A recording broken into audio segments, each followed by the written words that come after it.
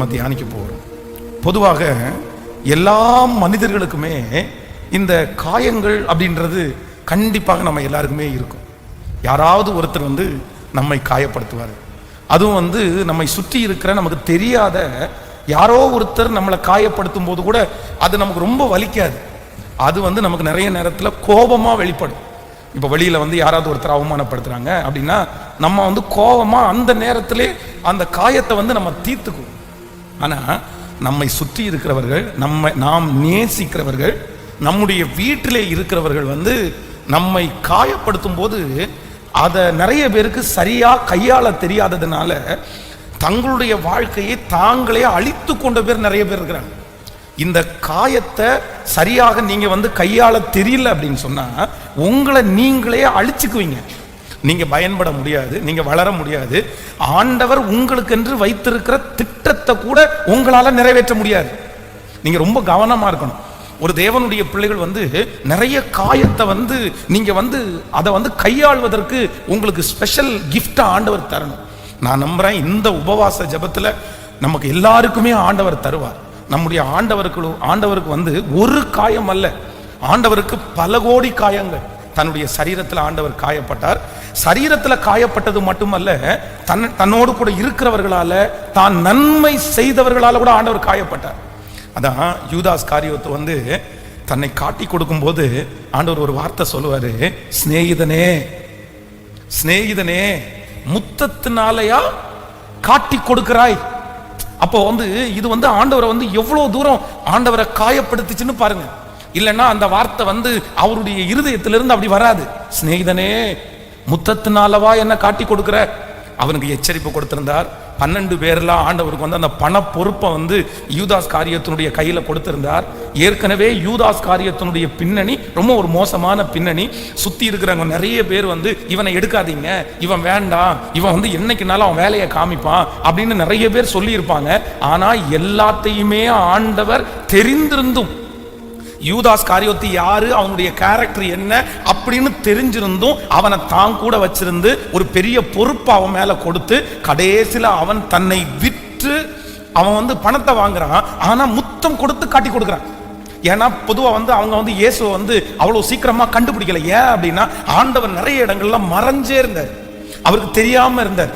இப்போ அவரை காட்டி கொடுக்கும் போது அவர் வருத்தப்படுறார், அவர் ரொம்ப காயப்பட்டார். சிலுவையில இருக்கிற கள்ளனெல்லாம் ஆண்டவரை திட்டலாமா? கள்ளனெல்லாம் அவன் எம்மாத்திரம், கர்த்தர் எம்மாத்திரம். நினைச்சு பாருங்களேன். அவன் சிலுவையில அடிக்கப்பட்டிருக்கிற கள்ளன் ஆண்டவரை பார்த்தா அவ்வளவு கேவலமா திட்டுறான். பக்கத்துல இருக்கிற இன்னொரு கள்ளனுக்கு கோபம் வருது. என்ன பேசிட்டு இருக்கிற? அவரை போய் என்ன பேசுற நீ அவர் யாருன்னு உனக்கு தெரியுமா? நாமோ நியாயப்படி நம்ம என்ன பண்ணிருக்கிறோம்? நம்ம தண்டிக்கப்பட்டிருக்கிறோம். ஆனா அவர் ஒரு குற்றமும் செய்யவே இல்லை, அவர் குற்றவாளி கிடையாது அப்படின்றான் பாருங்களேன். அப்போ அவன் ஒரு காயப்படுத்துறான். இன்னொன்னு பைபிள் ரொம்ப அழகா சொல்லுது, ஆண்டவரை சிலுவையில அடிக்கும் போது வழிப்போக்கர்கள் இருக்காங்க பாருங்களேன். வழி நடக்கிறவர்கள் எட்டி பார்த்து காரி துப்புனாங்களாமா. நிறைய பேர் நீ இயேசுவானா இறங்கி கீழே வந்துட வேண்டியது தானே, நீ எதுக்கு சிலுவையில் இருக்கிற, நீ தான் பெரிய அற்புதம் பண்ணவனாச்சே. அப்போ இத்தனை காயங்கள் அவருடைய இருதயத்தில் இருந்த போதிலும் அவர் என்ன சொன்னார்னா, பிதாவே இவர்களுக்கு மன்னியும், இவர்கள் செய்கிறது இன்னதென்று அறியாதிருக்கிறார்கள். அப்போ இன்றைக்கு இந்த ஜெபத்துல நீங்க யாராவது ஒருத்தர் காயங்களை உங்களுக்கு கையாள தெரியாம இருக்கலாம். பாஸ்டர் என்ன ரொம்ப காயப்படுத்தினார் என் கணவன், என் மனைவி என்ன ரொம்ப காயப்படுத்தினாங்க, என் பிள்ளை என்ன ரொம்ப காயப்படுத்தினாங்க, என் வேலை ஸ்தலத்தில் இருக்கிறவங்க என்ன காயப்படுத்தினாங்க, என்னுடைய மேனேஜர் என்ன காயப்படுத்தினாங்க, நான் உதவி செய்கிற நபர் என்ன காயப்படுத்தினாங்க, அதனால நான் ஹெல்ப் பண்றதை விட்டுட்டேன், அதனால நான் ஜெபம் பண்றதை விட்டுட்டேன், அதனால நான் சாப்பாடாக்கி கொடுக்கறதை விட்டுட்டேன். அப்போ ஒன்று நினைத்துக் கொள்ளுங்கள், சிலர் தங்களுடைய மனதிலே காயப்பட்ட உடனேயே அவர்களுடைய கேரக்டரை அவங்க சேஞ்ச் பண்ணிடுறாங்க, அவங்க மாத்திடுறாங்க தங்களே. நான் கடந்த சில நாட்களுக்கு முன்பாக ஒரு நல்ல மதிப்பிற்குரிய ஒரு ஹெட் மாஸ்டரை சந்தித்தேன். ஒரு ஸ்கூலோட ஹெட் மாஸ்டர். அவங்க ரொம்ப அழகாக அந்த ஸ்கூலை நடத்தினாங்க. அவங்க ஆனால் திடீரென்று அந்த வேலையை ராஜினாமா பண்ணிட்டு எனக்கு வேண்டாம் அப்படின்னு சொல்லி அந்த வேலையை விட்டு கடந்து ஒரு 6-7 வருஷமா எந்த வேலைக்குமே போகாம எதையுமே பண்ணாம வீட்டுக்குள்ள அமைதியா அப்படியே அடைஞ்சு கிடந்தாங்க. அப்போ ஆனால் அவங்க ஒரு பெரிய டேலண்ட் உள்ளவங்கன்னு எனக்கு தெரியும். அப்போ அவங்கள போய் நான் சந்திக்கும் போது அவங்கள்ட்ட கேட்டேன், ஆண்டவர் உங்களுக்கு கொடுத்துருக்கிற கிருபை ரொம்ப பெருசு. நீங்கள் சரி ஹெட் மாஸ்டர் வேலையை தான் விட்டுட்டு வந்துட்டீங்க, பரவாயில்ல, நீங்கள் வேற ஏதாவது ஒரு டியூஷனாவது ஆரம்பிக்கலாம்ல. உங்கள் மூலமாக படித்த பிள்ளைங்க எத்தனை பேர் இன்னைக்கு எந்தெந்த இடத்துல பெரிய பெரிய ஆட்களாக இருக்காங்க அப்படின்னு சொன்னோன்னு அவங்க சொன்னாங்க, பாஸ்டர் இனி இந்த உதவி செய்கிறது, படிக்க வைக்கிறது, ஸ்டூடெண்ட்ஸை கவனிக்கிறது, இந்த மாதிரி எந்த ஜோலிக்கும் நான் போகவே மாட்டேன். நான் எழுதிட்டேன், என்னுடைய இருதயத்தில் நான் ஸ்ட்ராங்காக எழுதிட்டேன், செத்தா கூட இனி நான் அந்த வேலை செய்ய மாட்டேன். எனக்கு குடும்பம், நான் அவ்வளோதான் சமைக்கிறேன், நிம்மதியாக இருக்கிறேன். அப்போ நான் கேட்டேன், இவ்வளவு நீங்கள் இந்த இந்த வேலையை வெறுக்கிறதுக்கு காரணம் என்ன? அது ஒன்றும் இல்லை, அந்த ஸ்கூலோட ஓனர், இவங்க ஹெட் மாஸ்டர், அந்த ஸ்கூலோட ஓனர். அந்த ஓனர் ஒரு நாள் அவங்கள கூப்பிட்டு என்ன சொன்னாராமா, நீ இத்தனை வருஷம் இருந்து என்ன பிரயோஜனம்? இந்த வருஷம் ரிசல்ட்ல நீ கோட்டை விட்டல்ல, ஏன் தூங்கிட்டு இருந்தியா இல்ல வேற ஏதாவது பாத்தியா? இந்த வருஷம் ரிசல்ட் என்ன இவ்வளவு மோசமா இருக்குது? இத்தனை ஆண்டுகளும் அந்த பட்டணத்திலேயே அந்த ஸ்கூலை நம்பர் 1 ரிசல்ட்ல வச்சிருந்தவங்க. இந்த ஒரு வருஷம் அவருடைய சரீரம் கொஞ்சம் பலவீனப்பட்டு கான்சன்ட்ரேட் பண்ணாம முடியாம அவங்க சென்டம் கொண்டு வர முடியல. ஸ்கூல் எல்லா ஸ்கூல்லையும் ஃபர்ஸ்ட் கொண்டு வர முடியல. அதனால அந்த ஓனர் அப்படி எப்படி என்ன திட்டலாம்? அந்த ஸ்கூலை வளர்த்தனவன் நான். இத்தனை ஸ்டூடெண்ட் தான் இருந்தாங்க, நான் இன்னைக்கு இத்தனை ஸ்டூடெண்டா மாத்தி இருக்கிறேன். எப்படி அவர் என்ன பார்த்து கேட்கலாம்? என்ன ரொம்ப காயப்படுத்திட்டாங்க. நான் எவ்வளவு உழைச்சேன் தெரியுமா? நான் எத்தனை நாள் தூங்காம இருந்தேன் தெரியுமா? நான் எத்தனை நாள் அதுக்காக அலைஞ்சேன் தெரியுமா? என் பிள்ளைகளுக்கு கூட சாப்பாடு வைக்க கொடுக்கல பிரதர். நான் எங்க வீட்டுக்காரரை கூட கவனிக்கல பிரதர். ஸ்கூலுன்னு அவ்வளவு தூரம் நாயா பேயா அலைஞ்சேன். ஆனா 1 இயர் ரிசல்ட் பார்க்காத உடனே அந்த மனுஷன் இப்படி சொன்னால எனக்கு ரொம்ப பெரிய காயம். அதுல முடிவு பண்ணிட்டேன், இனி இவங்களுக்காகவோ யாருக்காகவோ நான் உழைக்க மாட்டேன்னு முடிவெடுத்துட்டேன் நான். அப்போ நம்ம நம்முடைய மதிப்பு இல்லைன்னா நம்முடைய தியாகங்கள் சில நேரத்தில் சில மனிதர்களுக்கு தெரியாம நம்மளை வார்த்தையினால நம்மளை கொல்லும் போது, நம்மளை காயப்படுத்தும் போது நிறைய பேர் என்ன நினைக்கிறாங்க அப்படின்னு சொன்னா, என்னை இவ்வளவு காயப்படுத்துறல்ல, நான் ஏன் செய்யணும், நான் ஏன் வாழணும், நான் ஏன் பண்ணணும்? ஒண்ணு நினைச்சுக்கங்க, உங்க காயங்களை நீங்க கையாள தெரிஞ்சீங்கன்னா நீங்க ஆயிரக்கணக்கான பேருடைய காயத்தை கட்டுவீங்க. உங்களுக்கு காயங்கள் ஏன் வருது தெரியுமா? நீங்க காயப்படுறதற்கு காரணம், நீங்க அந்த காயப்பட்டு நீங்க சோர்ந்து போய் உட்கார்வதற்காக அல்ல. அந்த காயங்களின் நிமித்தம் யாரோ ஒருத்தரை நீங்க கட்டணும். அந்த காயங்கள் நிமித்தம் ஏதோ ஒரு காரியத்தை நீங்க கற்றுக்கொள்ளணும். அந்த காயங்களின் நிமித்தம் நீங்க ரொம்ப ஸ்ட்ராங் ஆகணும். இந்த மாதிரி நிறைய ரீசனுக்காக தான் உங்களுக்கு காயங்கள் உண்டாகிறது. இந்த ஜெபத்தில் இருக்கிற யாரோ ஒருத்தர் பாஸ்டர் உண்மையிலேயே அப்படிதான் பாஸ்டர், நான் 5 வருஷம் ஆகுது என் வீட்டுக்கு முழு மனசோட சாப்பாடு ஆக்கி போட்டு, நான் ஒரு 6 வருஷம் ஆகுது உண்மையா என் கணவனாருக்கு ஒரு டம்ளர் தண்ணி கொடுத்து, இல்லைன்னா என் மனைவியை நேசிச்சு என்ன அவ்வளவு காயப்படுத்தினாங்க. அதனால இப்ப நான் எல்லாத்தையுமே விட்டுட்டேன். நான் எனக்குள்ள இருக்கிறேன், நான் ஹாப்பியா இருக்கிறேன், நான் சந்தோஷமா இருக்கிறேன். அப்படி யார் இந்த ஜெபத்துல இருந்தாலும் ஆண்டவர் என்ன சொல்றாரு அப்படின்னா, இல்ல உன் காயங்களை நீங்கள் மறந்தே ஆக வேண்டும். ஆமென் சொல்லுங்க. எல்லாரும் ஆண்டவரிடத்துல இன்னைக்கு நம்ம என்ன கேட்கணும் அப்படின்னு சொன்னா, என்னுடைய காயங்களை கையாளுவதற்கு எனக்கு கிருபையா இருப்பீராக. ஆமென் சொல்லுங்க பார்க்கலாம். எத்தனை பேர் ஆமோதிக்கிறீர்கள்? ஹல்லேலூயா. அப்படியே கைகளை உயர்த்தி, அவர் ஒருவரே காயங்களை ஆற்றுகிற அவர் வைத்தியர், நம்மை கருத்தாய் விசாரிக்கிற சிநேகிதர் அவர், நம்முடைய குற்றங்களை எல்லாம் மன்னித்த தயாளன் அவர். ஓ ஹல்லேலூயா. காயங்கள் ஆற்றும் வைத்தியர், கருத்தாய் விசாரிக்கும் சிநேகிதர், உன்னையும் என்னையும் நேசிக்கும் மன்னித்து மறக்கும் தயாளனவர். கைகளை உயர்த்தி, இயேசுவை போல் யாரும் இல்லையே, உன்னையும் என்னையும் நேசிக்க, தனியாயிருந்தாலும் தனிமை இல்லை, இயேசு நம்மோடு இருப்பார். கைகள் எல்லாரும் உயர்த்தி சொல்லுங்கள். காயங்கள் ஆற்றும் வைத்தியர், கருத்தாய் விசாரிக்கும் சிநேகிதர், குற்றங்கள் அனைத்தையும் மன்னித்து மறக்கும் தயாளர் இவர். இப்ப கைகளை உயர்த்தி எல்லாரும் சேர்ந்து, இயேசுவை போல் யாரும் இல்லையே, உன்னையும் என்னையும் நேசிக்க, தனியாயிருந்தாலும் தனிமை இல்லை, இயேசு நம்மோடு இருப்பார். அல்லேலூயா. ஆண்டவரே, என்னை யார் காயப்படுத்தினாலும், நான் நேசித்தவர்கள் என்னை காயப்படுத்தினாலும், அதான் நிறைய பேர் இந்த காயப்பட்டதுனால அவர்களுக்கு அவர்களே நிறைய பேர் பனிஷ்மெண்ட் கொடுத்துருவாங்க. யாருக்கு சொல்லுங்களேன்? இந்த லவ் ஃபெயிலியர் ஆனவங்க, இந்த காதல் தோல்வி அடைஞ்சவங்க, ஒன்று காதல் தோல்வி அடைஞ்சவங்க என்ன பண்ணுவாங்கன்னா, நான் தற்கொலை பண்ணிக்கிறேன்னா அவங்களுக்கு அவங்களே பனிஷ்மெண்ட் கொடுப்பாங்க. என்ன பண்ணிக்கிறேன்? என்ன நேசிக்கல, நான் இந்த உலகத்தில் உயிர் வாழ்றதுக்கே நான் விரும்பல, நான் பேசாம செத்துறேன் அப்படின்னு போய் தன்னை அந்த மாதிரி தற்கொலை பண்ணிவாங்க. இன்னும் ஒரு சிலர் எப்படி பனிஷ்மெண்ட் கொடுப்பாங்க அப்படின்னா, நான் கல்யாணமே பண்ணிக்க மாட்டேன்னு ஒரு பனிஷ்மெண்ட் கொடுத்துருவாங்க. யாருக்கு? ஹலோ, புரியுதுல்ல? இந்த மாதிரி ஆட்களை நீங்க பார்த்துருக்கிறீங்களா? நான் நிறைய பேரை பார்த்துருக்கிறேன். என் சொந்தத்தில் ஒருத்தர் கூட பார்த்துருக்கிறேன். அவர் கிட்டத்தட்ட ஒரு 45 வயது. அவருடைய வீட்டில் அவர் மட்டும்தான் கல்யாணம் ஆகாம இருக்காரு. அவருக்கு சொத்து இருக்கு, வீடு இருக்குது, வேலை இருக்குது, எல்லாமே அவருக்கு இருக்குது. ஆனால் கல்யாணம் பண்ணிக்கல. ஸோ அவங்க இன்னொரு ரிலேட்டிவ் ஒருத்தர், இவர் ஏன் இன்னும் கல்யாணம் பண்ணாமல் இருக்காரு, நீங்கள் எல்லாம் பார்த்து கல்யாணம் பண்ணி வைக்கலாமே அப்படின்னா, நாங்கள் தான் நிறைய பொண்ணு பார்த்தோம், அவன் வேணான்றான் அப்படின்னு. ஏன் வேணான்னு சொல்கிறாரு அப்படின்னு கேட்டால், ஒரு பொண்ணு அவரை ஏமாத்திருச்சாங்க.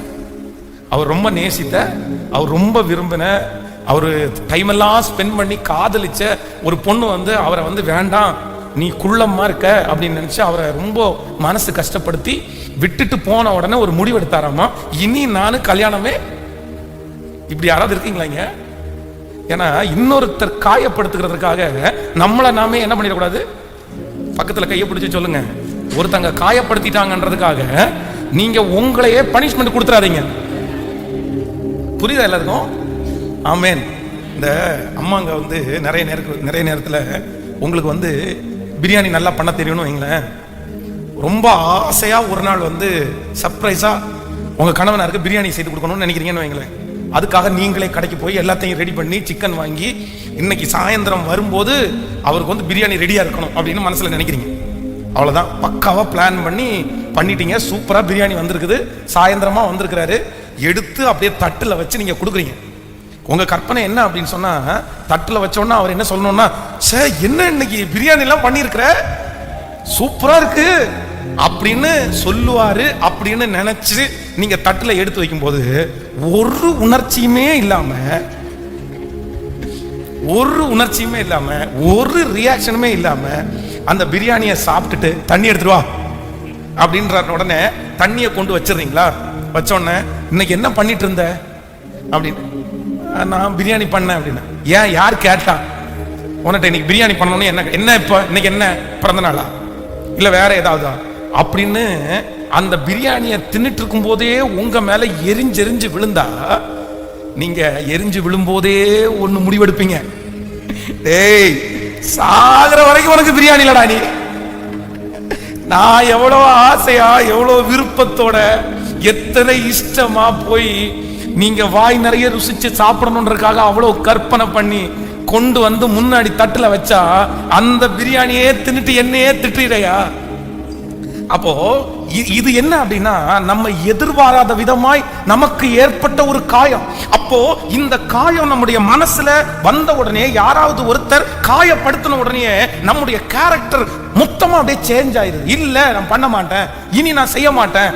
அடுத்த டைம் கேட்டா கூட நம்ம என்ன பண்ண மாட்டோம் அப்படின்னா, உங்களுக்கு பிரியாணி செய்யவே தெரிஞ்சிருந்தா கூட எனக்கெல்லாம் அதெல்லாம் வராதியா, நான் அதெல்லாம் பண்ண மாட்டேயா.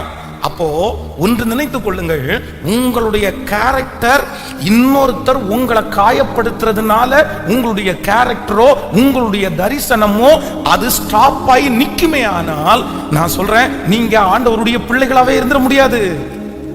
தரிசனம் கொடுத்தவர் கர்த்தர், கிருபைகளை கொடுத்தவர் கர்த்தர். நான் நம்புறேன் நிறைய பேர் தங்களுடைய வாழ்க்கையிலே ஒண்ணுமே செய்யாம ஒரு ரூமுக்குள்ள அடைஞ்சு தங்களுடைய எல்லா கிருபைகளையும் வீணடிச்சு ஒண்ணுமே யூஸ் இல்லாம போனதுக்கு என்ன காரணம் நினைச்சீங்க அப்படின்னு சொன்னா, யாரோ ஒரு மனுஷன் யாரோ ஒரு மனுஷி தன்னை காயப்படுத்துறத மனசுல வச்சுட்டு தங்களுடைய எதிர்காலத்தையே வீணடிச்ச எத்தனையோ பேர் இருக்காங்க. இந்த ஜெபத்தில் அப்படி யாராவது ஒருத்தர் இருப்பீர்களே ஆனால் தயவு செய்து நீங்க மனம் திரும்புங்க. காயம் அப்படின்னு சொல்றது அதான், யார் நீங்க பயன்படுவீர்களோ, யார் நீங்க அச்சீவ் பண்ண போறீங்களோ அவர்களுக்கு கண்டிப்பாக காயம் இருக்கத்தான். அதான் ஒரு பழமொழி சொல்லுவாங்க, காய்ச்ச மரத்துக்கு தான், காய்க்காத மரத்துக்கு. பக்கத்தில் இருக்கிற கையை பிடிச்சி சொல்லுங்க, காய்ச்ச மரத்துக்கு மட்டும்தான் கல்லடி, காய்க்காத மரத்திற்கு கல்லடியே கிடையாது. ஆமென். ஆனா நம்ம நிறைய பேர் நினைக்கிறோம் தெரியுமா, நான் தான் காய்ச்சிட்டேன்ல, எனக்கு எதுக்கு கல்லடிக்கிறீங்க, நான் தான் உனக்கு ஃப்ரூட்ஸ் தரேன்ல, என்ன எதுக்கு கல்லடி இருக்கிறீங்க? இல்ல இல்ல, நமக்கு தான் அதிகமான பாடுகள் வரும். அப்போ இன்றைக்கு ஆண்டவரிடத்துல என்ன ஜெபிக்கணும் அப்படின்னு சொன்னா, ஆண்டவரே என்னுடைய காயம் என்னுடைய கேரக்டரையே என்ன பண்ணிடக்கூடாது, மாத்திரக்கூடாது. பக்கத்துல கையை பிடிச்சி சொல்லுங்க, இது ரொம்ப முக்கியமான செய்தி, இது ரொம்ப முக்கியமான செய்தி. உங்களுடைய காயங்கள் உங்களுடைய கேரக்டரையே, நீங்க கோவப்படுறது உங்களுடைய கேரக்டரா இல்ல, நீங்க எரிஞ்சு விடுறது உங்களுடைய கேரக்டரே கிடையாது. நீங்க ரொம்ப நேசிக்கிறவங்க, ஆனா யாரோ ஒருத்தர் காயப்படுத்துறாங்கன்றதற்காக உங்க கேரக்டரை என்ன பண்ணிடக்கூடாது. ஆனா இங்க இருக்கிற நிறைய பேர் இன்னைக்கு கோவக்காரங்களா இருக்கிறீங்க. உங்க கணவனாருக்கு மட்டும்தான் நீங்க கோவக்காரங்க, உங்க மனைவிக்கு மட்டும்தான் நீங்க கோவக்காரங்க. ஊர்ல இருக்கிற எல்லாருக்கும் யாரு நீங்க? ஹலோ, ஊர்ல இருக்கிறவங்க எல்லாருக்குமே அதான் தங்கம். நிறைய பேருக்கு ஐயோ அவரா கோவமே படமாட்டாரு, அவங்களா கோவமே படமாட்டாங்க. ஊர்ல இருக்கிற எல்லாருக்குமே நீங்க நல்லவங்க, ஆனா உங்களை நெருங்கி இருக்கிறவங்களுக்கு நீங்க ஏன் தீயவங்களா மாறினீங்கன்னா, அவங்க உங்களை என்ன படுத்திட்டாங்க, அவங்க உங்களை காயப்படுத்துறதுனால நீங்க அவங்களுக்கு விரோதிகளாய் மாறிவிட்டீர்கள். அவங்க உங்களுடைய கேரக்டரை மாத்திட்டாங்க. சோ ரொம்ப கவனமா இருக்கணும், ரொம்ப கவனமா இருக்கணும். ஆண்டவரே என்ன காயப்படுத்துறது என் கேரக்டரை என்ன பண்ணிடக்கூடாது. கேட்கல? தீர்மானம் எடுக்கிறீங்களா? எத்தனை பேர் தீர்மானம் எடுக்கிறீங்க? கைகளை அசைத்து ஒரு ஹல்லேலூயா சொல்லலாம். சர்ச்சில் சில பொறுப்புகளை சிலருக்கு கொடுப்போம் பாருங்களேன். அந்த பொறுப்புகளை ஆரம்பத்தில் கொடுக்கும்போது சந்தோஷமா எடுத்து ரொம்ப அழகா ஜாலியா செய்வாங்க. ஆனா கூட இருக்கிறவங்க சும்மா இருப்பாங்கன்னு நினைக்கிறீங்க? ஹலோ, சும்மா இருப்பாங்கன்னு நினைக்கிறீங்க? முதல்ல வெட்டுறது யாரை தான் வெட்டுவாங்கன்னா, பாஸ்க்கு பக்கத்தில் இருக்கிறவங்க வெட்டுவாங்க. நீ எப்படியா போலாம் பக்கத்துல? நானே போல, நானே அவருக்கு பக்கத்துல இல்ல, நீ எப்படி பக்கத்துல எல்லாம்? இது சர்ச்சில் இருக்கிற நிறைய பேருக்கு நீங்க வெறும் விசுவாசிகளா இருக்கும்போது உங்களுக்கு சோதனையே வராது. மற்றவங்களால நீங்க தூரத்துல இருக்கும்போது உங்களுக்கு பிரச்சனையே வராது. ஆனா கொஞ்சம் நெருங்கிட்டீங்க, அதுவும் பாஸ்டுக்கு ரொம்ப நெருங்கிட்டீங்க, அவ்வளவுதான், எப்படா வெட்டி விடலாம். அப்படி யாராவது ஒருத்தர் அப்படி சொல்லிட்டாங்க, காயப்படுத்திட்டாங்கன்னு வைங்களேன், உடனே என்ன பண்ணிடுறது தெரியுமா? நான் இனி இல்ல பாஸ்டர், தயவு செய்து என்ன விட்டுருங்க பாஸ்டர், எனக்கு வேண்டாம் பாஸ்டர், நான் எனக்கு இன்ட்ரெஸ்ட் இல்லை பாஸ்டர். அப்போ யாராவது ஒருத்தர் காயப்படுத்திட்டாங்கன்றதுக்காக உங்க கேரக்டரையே நீங்க மாத்திக்கிறது அது நல்லது அல்ல. ஆமென் சொல்லுங்க. இதற்கு சில வசனங்களை நான் கண்டிப்பா உங்களுக்கு சொல்லணும். நீங்க ஒரு வசனத்தை வாசிங்க பார்க்கலாம். நியாயாதிபதிகள் 16ஆம் அதிகாரம் 16வது வசனத்தை வாசிக்கலாமா? நியாயாதிபதிகள் 16ஆம் அதிகாரத்தை எடுத்துக்கொள்ளுங்கள். 16ஆம் அதிகாரத்தினுடைய 16வது வசனத்தை வாசிக்க போறோம்.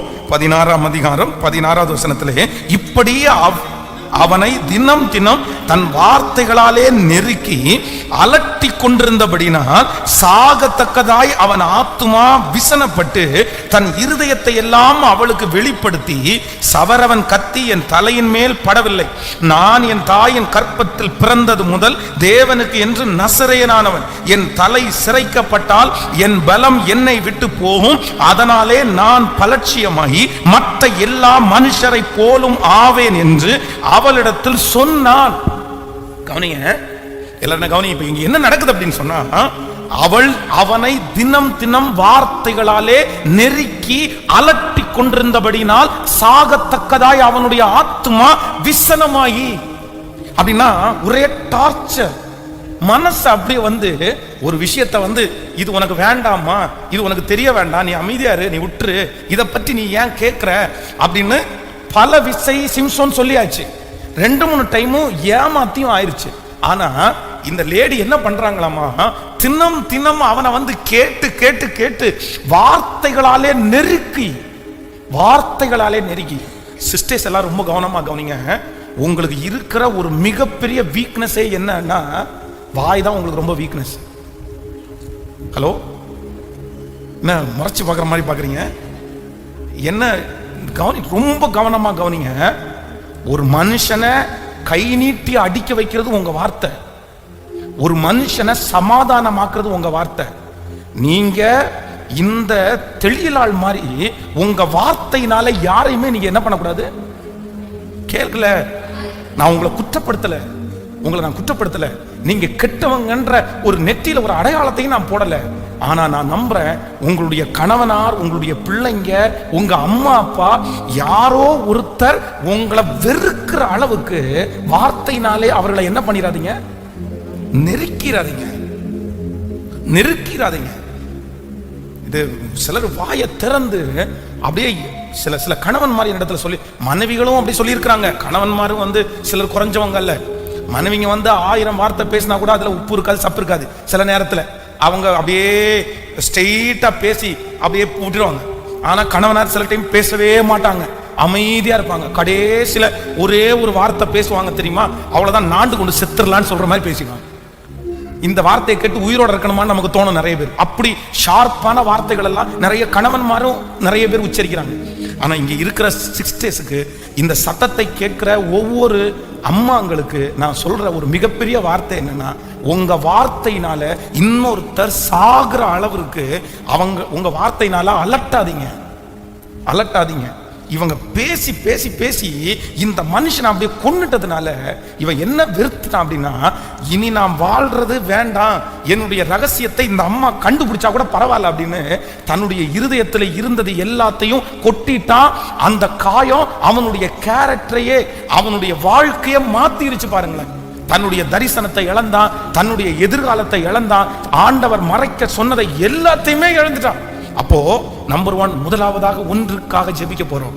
இந்த சத்தத்தை கேட்கிற யாரையாவது ஒருத்தரை நீங்கள் நேசித்தவர்கள், நீங்கள் விரும்பினவர்கள், நீங்க பணம் செலவு பண்ணவங்க, நீங்க உழைச்சவங்க, நீங்க அப்படி தெய்வம் மாதிரி பார்த்த யாராவது ஒருத்தர் உங்களை ரொம்ப காயப்படுத்தினதுனால உங்களுடைய கேரக்டரையே மாத்தி இருப்பாங்கன்னா, இன்னைக்கு ஆண்டவருடைய சமூகத்துல நீங்க ஒப்பு கொடுத்து ஜெபம் பண்ணுங்க. ஆண்டவரே, இல்ல ஆண்டவரே, எவ்வளவு பெரிய காயம் என்ன படுத்தினாலும் நான் அதை தாங்கிக்குவேன்.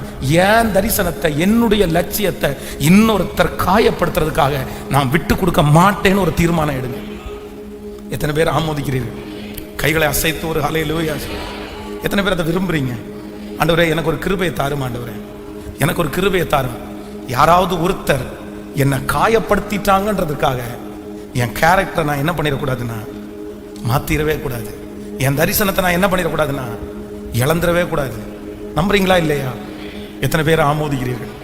ஒரு விசை என்னுடைய மனதில் ரொம்ப ஆறாத காயம் ஒரு பெரிய காயம் என்னன்னா, ஒரு கிட்டத்தட்ட ஒரு 8-9 வருடங்களுக்கு முன்பாக ஒரு ஊழியர், ஒரு உடன் ஊழியர். அப்போ அந்த ஊழியர் ஃபஸ்ட்டு என்ன நெருங்கும் போது ஃபஸ்ட்டு அவங்கள பார்க்கும்போது என்ன அப்படின்னு சொன்னால், அவர் மனநலமை பாதிக்கப்பட்டிருந்தார், மன அழுத்தத்தில் இருந்தார். அப்போ நான் அவரை போய் சந்தித்து அவர்கிட்ட பேசி அவரை திருச்சபைக்கு வர சொல்லி அவர்களை கிளியர் பண்ணி அவருக்கு பொறுப்பு கொடுத்து அவருக்கு நிறைய கற்றுக் கொடுத்து நிறைய நல்ல மதிப்பு கொடுத்து நான் போகிற இடமெல்லாம் அவரை கூட்டிகிட்டு போய் அவருக்கு நானே திருமணம் பண்ணுறதுக்காக ஏற்பாடு பண்ணி சில செலவுகளை செய்து அந்த மாதிரி நிறைய முயற்சி எடுத்தேன். அப்போ அவருக்கு ஏதோ என் கூட இருக்கணும் அப்படின்ற அந்த விருப்பம் அவருக்கு இல்லாமல் போயிடுச்சு. பரவாயில்ல அப்படின்னு நினச்சிட்டேன். அப்போ என்னை விட்டு பிரிந்து போகிறதுக்காக ஒரு சூழ்நிலை உண்டானது. அவர் என்கிட்ட கேள்வி கேட்டுட்டு என்னை விட்டு வெளியே போகணும்னு முடிவு பண்ணிட்டார். இவரை கொஸ்டின் பண்ணணும் அப்படின்னு நினச்சிட்டு முடிவு பண்ணிட்டேன். அதனால அவர் ஒரு 4-5 பேரை கூட்டிகிட்டு வந்தார். வந்துட்டு நிறைய பேசினார். நான் எல்லாத்தையுமே ரொம்ப மெதுவாக இல்லை அப்படின்னு சொல்லி ஒன்று நான் புரிய வச்சுட்டே இருந்தேன். அப்போது கடைசியில் நான் ஒரே ஒரு வார்த்தை மட்டும் கேட்டேன்.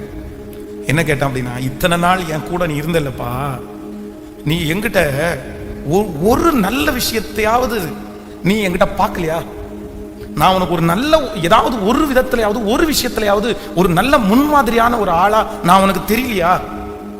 இந்த ஒரு வார்த்தையை அவன்கிட்ட கேட்டேன். கேட்ட உடனே அவன் திரும்ப எனக்கு என்ன சொன்னான் அப்படின்னு சொன்னா, என்ன சொன்ன, சின்ன தம்பி தான், வயது கம்மியானவர் தான். அவர் சொன்னாரு, ஆமா ஆமா உங்ககிட்ட நான் ஒன்று கற்றுக்கிட்டேன். என்ன கற்றுக்கிட்டேன்னா, உன்ன மாதிரி ஒரு ஊழியக்காரனா இருக்கக்கூடாதுன்னு கத்துக்கிட்டேன். உன்ன மாதிரி ஒரு ஊழியக்காரனா நான் இருந்துடக்கூடாதுன்னு கத்துக்கிட்டேன்ற வார்த்தையை என்னால சீரணிக்கவே முடியல, என்னால அதை ஏத்துக்கவே முடியல. ஏன் அப்படின்னா, நான் கல்யாணம் பண்றதுக்கு பயந்ததே எதுக்காகனா ஊழியத்துக்காக தான். அவ்வளோ பயப்பட்டேன். ஆண்டவரே கல்யாணம் பண்ண போறேன், ஏன்னா ஊழியம் போயிருமோ, ஊழியத்துக்கு வர்றவங்க சரியா இருப்பாங்களோ இல்லையோன்னு மேரேஜுக்கும் அவ்வளோ பயப்பட்டேன். மேரேஜ் பண்ற அந்த சகோதரி கரெக்டா இருக்கணும், இல்லைன்னா ஊழியம் கெட்டு போச்சுன்னா என்ன பண்ணுது, அவ்வளோ ஊழியத்தில் வந்து கேர்ஃபுல்லா எப்படியாவது ஒரு சின்ன கெட்ட பேர் கூட வரக்கூடாது அப்படின்றதுக்குள்ள அவ்வளவு தீவிரமா அதுக்காக நான் முயற்சி எடுத்தேன். அந்த வார்த்தை வந்து என்னுடைய இருதயத்தை ரொம்ப காயப்படுத்தி, அப்போ அந்த இடத்துல நான் ஒரு முடிவு எடுக்கிறேன். இனி வாழ்க்கையில யாரையுமே நம்ம என்ன பண்ணிடக்கூடாதுன்னா உருவாக்கிடக்கூடாது. நம்ம வேலை என்ன. ஆனா ஆண்டவர் கொஞ்ச நாள் தாண்டி எனக்கு என்ன கற்றுக் கொடுத்தாரு அப்படின்னா, இல்லப்பா, இல்ல அந்த ஒரு நபர் உன்னை காயப்படுத்தின அந்த ஒரு காரணத்திற்காக உன் தரிசனத்தை நீ விட்டுருவியா? உன் ஊழியத்தை நீ விட்டுற முடியுமா? உன் கேரக்டர் நீ சேஞ்ச் பண்ண முடியுமா? இல்ல அந்த மனுஷன் காயப்படுத்தினது நல்லது, ஏதோ எதேர்ச்சியா வந்துருச்சு. அதுக்காக நீ அந்த வார்த்தையே, அந்த ஒரு வார்த்தையை பிடிச்சிட்டு, அந்த ஒரு காயத்தை பிடிச்சிட்டு உன் வாழ்க்கையே நீ முடிச்சுக்கிற போறியா? நீ இனி அவ்வளவுதான், உன் ஊழியமே இல்லையா? அந்த ஊழியத்தை நீ செய்ய மாட்டியா? அப்பதான் ஆண்டவரிடத்துல நான் ஒப்பு கொடுத்தேன். இல்ல ஆண்டவரே, பரவாயில்ல, நீர் பட்ட காயத்தை விட நான் பெரிய காயம் பட்டிருக்கிறேன். பரவாயில்ல, இனி ஜீவனோடு இருக்கிற வரைக்கும் எத்தனை காயங்கள் வந்தாலும் ஊழியக்காரர்களை உருவாக்குறதற்கு என்ன நம்புங்க ஆண்டவரே தான் இன்னைக்கு வரைக்கும் ஜெபம் பண்ணிருக்கேன். அல்லேலூயா. இப்போ உங்களை பார்த்து கேட்கிறேன், எத்தனை பேர் இந்த தீர்மானத்தை எடுக்கிறீங்க? இந்த ஜெபத்துல யாராவது ஒருத்தர் இருக்கலாம், பிரதர் நீங்க 7 வருஷம் 8 வருஷத்தை வேஸ்ட் பண்ணிருக்கலாம், 10 வருஷத்தை வேஸ்ட் பண்ணிருக்கலாம். ஒரு காலத்துல உங்களுடைய கணவன், உங்களுடைய மனைவி, உங்களுடைய ஃபேமிலியா சேர்ந்து வாரத்திற்கு ஒரு நாள் நீங்க வெளியே போயிருக்கலாம், சந்தோஷமா இருந்திருக்கலாம். ஆனா அவங்க ஏதாவது ஒரு காயப்படுத்தின அந்த ஒரு காரணத்திற்காக இனி நான் ஃபேமிலியா வெளியே போக மாட்டேன்னு அப்படி ஒரு தீர்மானம் எடுத்து 5 வருஷமா நான் வெளியே போறது இல்ல பாஸ்டர், 7 வருஷமா நான் வெளியே போறது இல்ல பாஸ்டர், அப்படி ஒரு கேரக்டர்ல நீங்க இருப்பீங்கன்னா இன்னைக்கு ஆவியானவர் உங்களோட பேசுறாரு, நீங்க கண்டிப்பா மனம் திரும்பிருங்க, மாறிடுங்க. இல்ல அவங்க காயப்படுத்தினாங்கன்ற அந்த ஒரு காரணத்திற்காக உங்க கேரக்டரை நீங்க மாத்திராதீங்க. இது ஆண்டவருக்கு பிரியமானது அல்ல. சிஸ்டர்ஸ் யாராவது ஒருத்தர் இருக்கலாம், நான் மனசை விட்டுட்டேன் பாஸ்டர், நான் மனசை விட்டுட்டேன், நான் முடிவு எடுத்துட்டேன், இவ்வளவு நன்றி இல்லாத ஒரு மனுஷன், இவ்வளவு நன்றி இல்லாத ஒரு குடும்பம், இவ்வளவு நன்றி இல்லாத ஒரு மாமியார், இவ்வளவு நன்றி இல்லாத ஒரு மாமனார், நன்றி இல்லாத பிள்ளைங்க, இவங்களுக்கு நான் செஞ்சு என்ன பாஸ்டர் நான் பண்ண போறேன்? அதனால நான் ஒரு 3-4 வருஷமா ஒரு முடிவு எடுத்துட்டேன், இனி நான் பண்ண மாட்டேன்னு இந்த ஜெபத்துல இருக்கிற யாராவது ஒரு சிஸ்டர் நீங்க முடிவு எடுத்தீங்கன்னா, ஆவியானவர் இன்னைக்கு பேசுறாரு, உங்க கேரக்டரை நீங்க சேஞ்ச் பண்ணாதீங்க. நீங்கள் அதற்காக அழைக்கப்பட்டவர்கள் அல்ல. இன்னொருத்தருடைய காயம் நம்முடைய கேரக்டரை என்ன பண்ணிடக்கூடாது? சொல்லுங்க, பக்கத்துல கையை பிடிச்சி சொல்லுங்க, இது உங்களுக்கு மனசுக்குள்ள தீவிரமா பதிஞ்சிடணும்ன்றதுக்காக நான் சொல்றேன். சொல்லுங்க, நல்ல கையை கொடுத்து சொல்லுங்க, இன்னொருத்தர் நம்மளை காயப்படுத்துறது உங்களுடைய கேரக்டரை சேஞ்ச் பண்ணிடக்கூடாது. நல்லா சொல்லுங்க, உங்களுடைய கேரக்டரை என்ன பண்ணிடக்கூடாது? நீங்க எப்படிதான் இருக்கணும்? ஆமே, நம்மளை காயப்படுத்துறவங்க படுத்துட்டு தான் இருப்பாங்க, அவ்வளவுதான். நம்ம அதை ஓகே ரைட்டு, கர்த்தர் அனுமதிச்சிருக்கிறார், ஆண்டவர் அனுமதிச்சிருக்கிறார். ஆமேன். சில நேரத்தில் நம்முடைய தியாகங்கள் நிறைய பேருக்கு எழுதி வைக்க தெரியாது. நிறைய பேருக்கு எழுதி வைக்க தெரியாததுனால நம்ம தியாகமே பண்ணலன்னு நினைச்சுக்குவாங்க. நிறைய பேர் நம்மளை புரிஞ்சுக்கவே மாட்டாங்க. நம்ம மனசுல ஒண்ணு நினைப்போம், அங்க வேற ஒண்ணு கேட்கல. அதான் சங்கீதக்காரன் சொல்றான்ல, என்னுடைய நன்மைக்கு பதிலாக எனக்கு என்ன பண்ணனாங்க? தீமை செஞ்சாங்க, அவ்வளவுதான். அதுதான் அவங்களுடைய கேரக்டர், அதுதான் அவங்களுக்கு பண்ண தெரியும். அதனால நம்ம நினைக்கிறது மாதிரி எல்லாரும் பேசிடவும் மாட்டாங்க, நம்ம நினைக்கிறது மாதிரி எல்லாரும் நடந்துக்கவும் மாட்டாங்க. நம்புறீங்களா இல்லையா? நிறைய பேருக்கு ஆண்டவரை மாதிரி தான் கணவனாரையும் நினைச்சிருப்பாங்க, ஆண்டவரை மாதிரி தான் மனைவியும் நினைச்சிருப்பாங்க. ஆண்டவரை என்ன மாதிரி நினைச்சிருக்கீங்கன்னா, நான் இன்னைக்கு சர்ச்சுக்கு போறேன், ஆண்டவர் என் கூட பேசணும், என் இருதயத்தை அறிஞ்சு பேசணும், ஆண்டவர் பேசிடுவாரு. இதை யார்கிட்ட எதிர்பார்ப்பேன் தெரியுமா? நான் இன்னைக்கு மனசுல நினைச்சிட்டு போறேன், அவர் கரெக்டா எல்லாம் பேச மாட்டாரு. எப்படிதான் பேசுவாரு? கேட்கல, சத்தமா கேட்கவே இல்லையே. ஹல்லேலூயா. கையை அசைத்து ஒரு ஹல்லேலூயா சொல்லலாம். விசுவாசிக்கிறீங்களா இல்லையா? ஆமென். ஒரு நாள் வந்து ரொம்ப களைத்து போய் கண்டினியூவாக ட்ராவல் பண்ணிட்டு அப்படியே முடிச்சுட்டு ரொம்ப டயர்டாக வந்து பாஸ்டர் அம்மாட்ட ஒரு பெரிய அங்கீகாரத்துக்காக நான் காத்திருக்கிறேன்.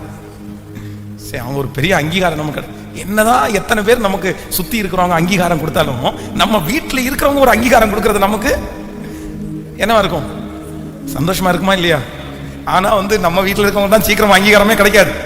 அதனால அவங்க அப்படின்னு சொல்ல உங்களுக்கு உதாரணத்துக்கு சொல்றேன், ரொம்ப களைச்சு போய் எல்லா டிராவலையும் முடிச்சுட்டு அப்படான்னு ஒரு பெருமையில் அப்படியே உட்காந்து பாரு இந்த வாரம் வந்து எவ்வளோ கிலோமீட்டர் டிராவல் பண்ணிட்டேன் நான் அப்படின்னு. உடனே அடுத்த நிமிஷம் பாஸ்டர் என்ன பார்த்து கேட்டாங்க, ஏன் இத்தனை கிலோமீட்டர் உங்களை டிராவல் பண்ண யார் சொன்னா? இத்தனை கிலோமீட்டர் உங்களை டிராவல் பண்றதுக்கு யார் சொன்னா? அடடா, நான் என்ன மனசுல நினைச்சேன் அப்படின்னா, அப்பா இவ்வளோ கிலோமீட்டர் டிராவல் பண்ணிருப்பீங்க, இந்த கை என்னத்துக்கு ஆகிறது, இந்த கால் என்னத்துக்கு ஆகிறது, இந்த முதுகு என்னத்துக்கு ஆகிறது அப்படின்னு நினைச்சிட்டு ஒரு எண்ணெயை போட்டு நல்ல முதுகை தடகி விட்டு அப்படின்னு பெரிய கற்பனையோட போன உடனே இவ்வளோ டிராவல் பண்றதுக்கு யார் சொன்னா? அவங்க வந்து அது மனசுல இருந்து சொல்லல, சும்மா சொல்றேன், நான் உங்களுக்கு புரிஞ்சுக்கிறதுக்காக சொல்றேன். நம்ம நிறைய பேர் நம்ம என்னதான் நினைப்போம் அப்படின்னு சொன்னா, அதே போல அவர்களும் அப்படிதான். ரொம்ப வந்து வந்து ஒரு ப்ரேயர் நான் வந்து ஒரு நாளில் 3 செய்தி 4 செய்தி அந்த மாதிரிலாம் கொடுத்து கூட நான் வந்து நிறைய பழகியிருக்கேன். நிறைய வந்து அந்த மாதிரி பேசி அது ஊழியம் அப்படி ஒரு அதுதான் நம்ம செய்யணும் அப்படின்றதுனால ஒரு 3 சர்வீஸ் அந்த மாதிரி கூட நடத்திருக்கு. ஆனால் பாசமாக ஒரு சர்வீஸ் நடத்துறது பெரிய சவால். அவங்க ஒரு சர்வீஸை நடத்தி முடிச்சுட்டு வந்து உடனே அப்படியே டயர்டாக உட்காந்து இன்னைக்கு பாருங்க நான் சர்வீஸ் நடத்தி முடிச்சிட்டேன், ஆரம்பிக்கும் போது என்னமோ நினைச்சேன், எப்படி முடிப்பேனோ நினைச்சேன், நல்லா முடிச்சிட்டேன் அப்படின்னா பாப்பா ஒரு சர்வீஸை முடிச்சுட்டு வந்து கை வலிக்குது, கால் வலிக்குது, தொண்டை வலிக்குதுன்னு இருக்கிறேன். அவன் 3 சர்வீஸ் உட்காந்துட்டு முடிச்சுட்டு இப்போ ஓடிட்டு இருக்கிறான். அப்ப அவங்க இதுதான் சொல்றது, உங்களுக்கு ஹெல்ப்பே பண்ண போகக்கூடாது அப்படின்னு.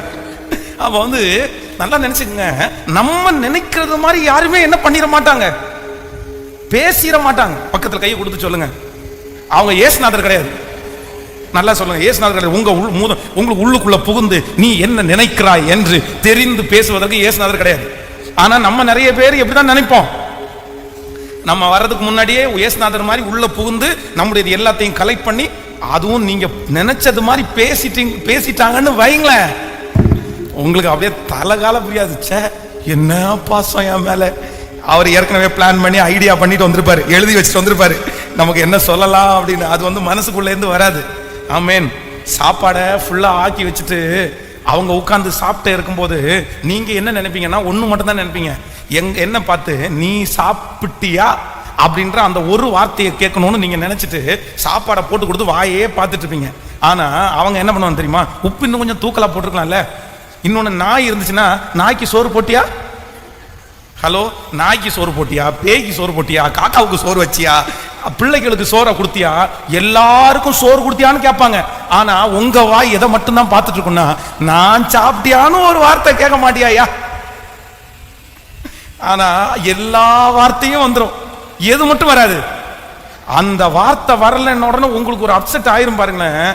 அப்படியே ஆவியெல்லாம் உங்களுக்கு ரொம்ப இறங்கி போய் நீங்க அடுத்த நிமிஷம் என்ன சொல்லுங்க தெரியுமா, இவ்வளவு கேட்டீங்களே நான் சாப்பிட்டேன்னு ஒரு வார்த்தை கேட்டீங்களா?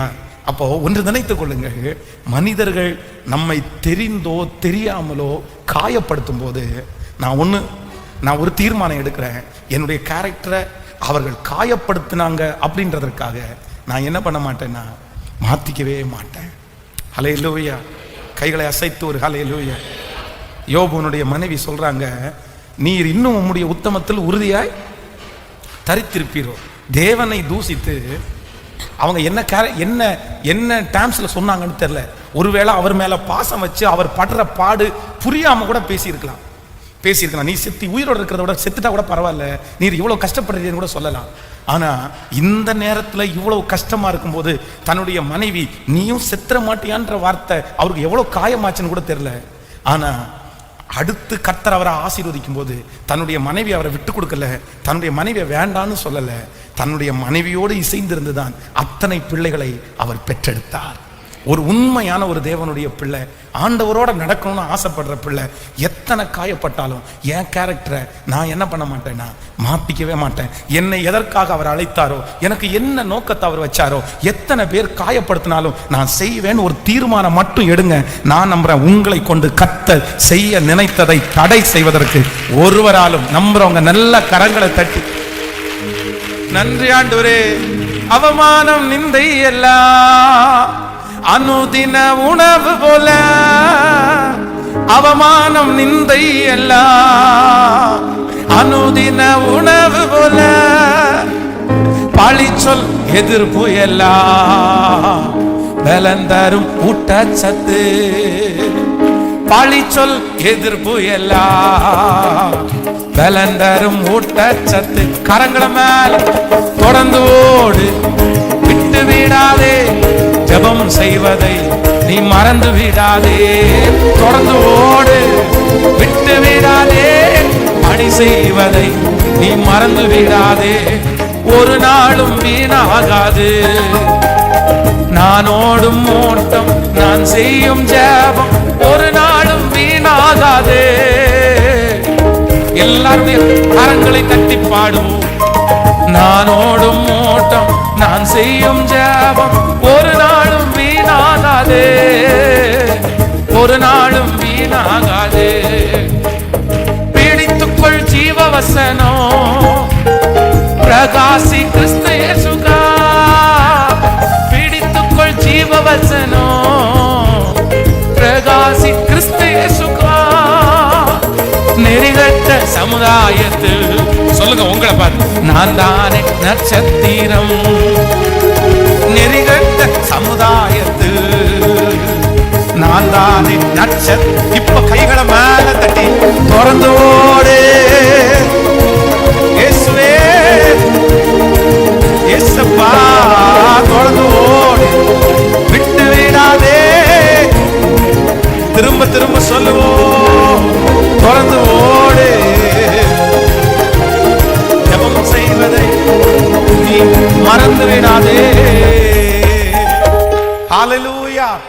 யார் என்ன வேணாலும் காயப்படுத்தட்டும், என் மனசை சுக்கு நூறா அவங்க வேணா உடைக்கட்டும், ஆனா நான் என்ன பண்ண மாட்டேன்னா என் கேரக்டரை அவங்க காயப்படுத்தின காரணத்திற்காக நான் மாத்திக்கவே மாட்டேன். விசுவாசிக்கிறீங்களா இல்லையா? அன்னை தெரசா வந்து உங்களுக்கு எல்லாருக்குமே தெரிஞ்ச ஒரு நல்ல கதாபாத்திரம். அவங்க ரொம்ப நல்ல ஒரு ஆண்டவரோட நடந்தவங்க. அப்போ அவங்க வந்து அதான் அந்த சம்பவம் உங்களுக்கு தெரியும்ல, ஒரு பெரிய கோடீஸ்வரனை பார்த்து என்னுடைய பிள்ளைகளுக்கு வந்து சாப்பிடுவதற்கு ஏதாவது ஹெல்ப் பண்ண முடியுமா அப்படின்னு கேட்கும்போது அந்த மனுஷன் வந்து காரி அவங்க கையில துப்பிட்டான். உடனே அந்த காரி துப்புன அந்த உடனே எனக்கு இந்த ஊழியம் வேண்டாம், நான் இதை செய்ய மாட்டேன், நான் எதுக்கு இந்த காரி துப்புறதெல்லாம் வாங்கணும் அப்படின்னு நினைக்கல. அவங்க என்ன சொன்னாங்களாமா அந்த மனுஷனிடத்துல, எப்பா நீ துப்புனது எனக்கு, இது எனக்கு, என் பிள்ளைகளுக்கு ஏதாவது கொடுன்னு கேட்டாங்க. அந்த மனுஷன் அடுத்த நிமிஷத்துல அப்படியே ஆடி போயிட்டான்.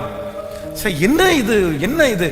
அப்போ தான் எடுத்த முடிவுல, தன்னுடைய கமிட்மெண்ட்ல, தன்னுடைய ஒப்பு கொடுத்தல்ல எத்தனை பேர் காயப்படுத்தாலும் நான் வச்ச காலை, முன்னாடி எடுத்து வச்ச காலை பின்னாடி எடுத்து வைக்க மாட்டேன். கலப்பையின் மேல் தன் கையை வைத்து பின்னிட்டு பார்க்கிற எவனும் கர்த்தருடைய ராஜ்யத்திற்கு தகுதி உள்ளவனே அல்ல, தகுதி உள்ளவனே அல்ல. ஒரு அப்பா வந்து உட்கார்ந்து இருக்கிறாரு, 2 பிள்ளைகள் வந்திருக்கிறாங்க. அப்போ ஒருத்தங்க வந்து பேட்டி எடுத்து அந்த பிள்ளைகளை விட்டு அவங்க அப்பா வந்து ரொம்ப தூரம் போயிட்டாரு. இந்த அப்பா வேணுன்றதுக்காக அந்த பிள்ளைங்க வந்திருக்கிறாங்க. அப்போ அந்த அப்பாவை பார்த்து கேட்குறாங்க, இந்த பிள்ளைகளை காமிச்சு, இந்த பிள்ளைங்க யார் அப்படின்னு கேட்குறாங்க. அப்போ அந்த அப்பா என்ன சொல்றாரு தெரியுமா? இதுங்க யாருன்னே எனக்கு தெரியாது, இதுங்க ஏதோ காட்டுவாசிங்களா இருப்பாங்க, இதுங்க எங்கேருந்து வந்துச்சுன்னே எங்களுக்கு தெரியாது. தன்னுடைய சொந்த பிள்ளைகளை பார்த்து அவங்க அப்பா சொல்றாரு. அப்போ உடனே அந்த நடுவராக இருக்கிற அந்த மனுஷன் கேட்குறாங்க, இவங்க அப்பா இப்படி சொல்றாரு என்ன அப்படின்னு போது அவங்க சொல்றாங்க, இல்ல இல்ல, ஒரு நாள் எங்க அப்பா வந்து எங்களை அவ்வளவு நேசிப்பாரு, அவர் தான் எங்களுக்கு வேலை செஞ்சு கொண்டு வந்து சாப்பாடு கொடுத்தாரு, அவர் சாப்பிடாம எங்களுக்கு கொடுத்தாரு, ஆனா இன்னைக்கு எங்க அப்பா மாறிட்டாரு. அப்ப அவங்க அப்பா அங்கன்னு சொல்றாரு, யாரு மாத்துனா, யாரு மாத்துனா, யாரு மாத்துனா, நீங்க தானே மாத்துனீங்க என்ன இப்படி. அப்போ தன்னுடைய பிள்ளைகள் மேல ஒரு நாள் பாசம் வச்ச அந்த தகப்பனாருடைய அன்பை புரிஞ்சுக்காம அந்த பிள்ளைகள் தன்னை காயப்படுத்தினாங்கன்ற அந்த ஒரு காரணத்திற்காக அவங்க அப்பா அவருடைய கேரக்டர் அவர் என்ன பண்ணிக்கிட்டாருன்னா மாத்திக்கிட்டாரு. இனி எனக்கு நீ பிள்ளை இல்லை, இனி எனக்கு நீ பிள்ளை இல்லை, இனி எனக்கு நீ பையனும் இல்லை. இந்த ஜெபத்துல யாராவது ஒருத்தர் இருக்கிறீங்களா? உங்களை காயப்படுத்தினதுக்காக நீங்க கண்டிப்பா என்ன பண்ணக்கூடாதுன்னா, எனக்கு தரிசனம் அது, என்னுடைய கேரக்டர் இது, எனக்கு கர்த்தர் கொடுத்திருக்கிற ஊழியம் அது, நான் அதை செய்கிறதற்கு தடையாய் எத்தனை காயம் வந்தாலும் ஆண்டவரே எனக்கு ஒன்று தாரும், எல்லாரையும் நேசிக்கக்கூடிய கிருபை எனக்கு தாருமான். ஹல்லேலூயா, ஹல்லேலூயா. கைகளை உயர்த்தி ஒரு ஹல்லேலூயா. ஓப்பனா மனசு விட்டு சொல்றேன், ஆண்டவருடைய பிள்ளைகளே, சில மாதங்களுக்கு முன்பாக நான் ஜெபித்த ஜெபம் என்ன அப்படின்னா, என்னை காயப்படுத்துறவங்களை எனக்கு நேசிக்கிறதுக்கு எனக்கு பலன் தாரும் ஆண்டவரே. பொதுவாகவே ஜனங்களுக்காக நேசித்து அழுது ஜெபம் பண்ணணும்னு நான் நினைப்பேன். உண்மை, ஜனங்களுக்காக பாரம் எடுத்து ஜெபம் பண்ணணும்னு நினைப்பேன். ஆனா சிலர் ரொம்ப காயப்படுத்தும் போது அவங்களுக்காக எப்படி ஜெபம் பண்றது அப்படின்ற மாதிரி ஒரு கேள்விக்குறி வரும்போது ஆண்டவருடைய சமூகத்தில் முழங்கால் படிட்டு நான் ஜெபித்த ஜெபம் என்னன்னா, ஆண்டவரே எனக்கு ஒரு கிருபை தாருங்க, நான் இவங்களை என்ன பண்ணணும் அப்படின்னா, நான் இவங்களை நேசிக்கணும். லிட்டரலா என்னுடைய வாயை திறந்து நான் ஜெபித்திருக்கிறேன், இவங்களை நான் நேசிக்கணும் ஆண்டவரே. ஏன்னா அவங்கள நேசிக்கலன்னா என் கண்கள்ல இருந்து கண்ணீர் வராது. அவங்கள நேசிக்கலன்னா அவங்களுக்காக பாரம் எடுத்து ஜெபம் பண்ண முடியாது. அதனால என்னை காயப்படுத்துறவங்களை எனக்கு நேசிக்கிறதுக்கு பலன் தாரு. இன்னைக்கு யாரோ ஒருத்தட்ட ஆண்டவர் பேசிட்டு இருக்கிறாரு, யாரோ ஒருத்தட்ட பேசிட்டு இருக்கிறாரு. உங்க கேரக்டரை யார் இப்படி மாத்தினா, உங்க தரிசனத்தை யார் இப்படி மாத்தினா, உங்களை யார் இப்படி மாத்தினா, நீங்க ஏன் இப்படி மாறிட்டீங்க? அநேகருடைய காயங்கள் வந்து உங்களை இப்படி மாற்றுமே. ஆனால் இன்று ஆவியானவர் பேசுறார், இல்ல இல்ல கவனிங்க. தன்னுடைய வாழ்க்கையில வந்து கிட்டத்தட்ட ஒரு 15 ஆண்டுகள் வந்து ஒவ்வொரு காடுகள், மலைகள், சிங்க கெபிகள், ஒரு சிங்கத்தினுடைய ஒரு கெபிக்குள்ள ஒரு ராத்திரி முழுக்க போக்குறது வந்து சுலபம்னு நினைக்கிறீங்களா? ரொம்ப கஷ்டம். சிங்கம் வந்துருமோன்னு பயம். ரெண்டாவது, மிருகங்களுடைய குகைக்குள்ள போய் பார்த்துட்டீங்கன்னா, மிருகங்களுடைய குகைக்குள்ள வந்து மிருகங்கள் வந்து பாத்ரூம் வந்து வெளியே போயிட்டு உள்ளுக்குள்ள போய் படுத்துங்காது. மாடு நம்ம கட்டி இருக்கிற இடத்துல தான் எங்க என்ன போடும், சாணி போடும். கோழி நம்ம அது எந்த இடத்துல இருக்குதோ அந்த இடத்துல தான் அது அது வேஸ்ட் எல்லாம் போகும். ஆடு எந்த இடத்துல கட்டி இருக்கிறோமோ அந்த இடத்துல தான் புழுக்க போடும். அந்த மாதிரி மிருகங்கள் இருக்கிற குகைக்குள்ள வந்து அது வந்து அதனுடைய மல ஜலங்களை வந்து வெளியே கழிக்காது, எங்க தான் போகும், அதுக்குள்ளதான் போகும். அது ஒரு குகையா இருக்கும், அது ஏர் சர்க்குலேஷன் கூட இருக்காது. பட் தன்னுடைய உயிரை சவுல் நிமித்தமாய் துரத்தப்பட்ட தாவீது தன்னுடைய உயிரை காப்பாற்றுறதுக்கு எங்க போய் உட்கார்ந்து இருக்கிறாரு? இன்னும் சிங்கம் வந்து சில நேரத்தில் அது வெளியில பிடிக்கிற அந்த மிருகங்களை கொண்டு எங்க வச்சு சாப்பிடும் தெரியுமா? குகைக்குள்ள கொண்டு வந்து சாப்பிடும். அதுக்கு அது நாத்தமா தெரியாது. ஆனா உள்ளுக்குள்ள இருக்கிற எலும்பு துண்டுகள், உள்ளுக்குள்ள இருக்கிற சின்ன சின்ன கறிகள் எல்லாம் 4-5 நாட்கள் கடந்தா அதுல என்ன வரும்? நாத்தம் வரும். ஒரு சிங்கத்தினுடைய கெபியில போய் ஒளிஞ்சு தான் படுத்து நித்திரை செய்வது என்கிறது சாதாரணமானதல்ல. ஆனா சவுல் தன்னை துரத்தின ஒரே ஒரு காரணத்திற்காக தாவீது நிறைய சிங்கத்தினுடைய கெபியில, நிறைய கெபிகளில் போய் அவன் ஒளிஞ்சுக்க வேண்டிய சூழ்நிலைக்கு தள்ளப்பட்டான். ஆனா அத்தனை வருஷம் தாண்டி நேருக்கு நேராக சவுலை ஒரு நாள் சந்திக்கக்கூடிய சூழ்நிலை வரும்போது தாவீது அங்கே இருந்து சவுலே அப்படின்னு நான் கூப்பிட்டான்.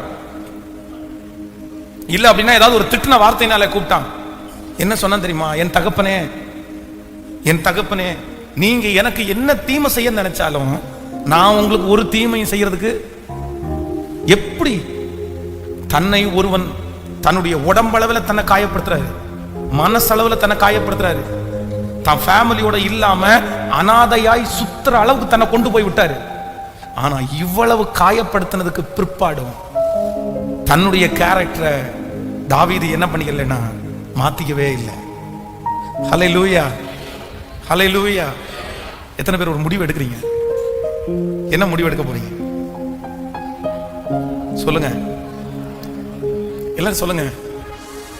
எனக்கு நம்ம இங்க இருக்கிற நிறைய பேர் மாறி இருப்பீங்கன்னு தான் நினைக்கிறேன். நிறைய பேர் மிருகமா மாறிட்டாங்க.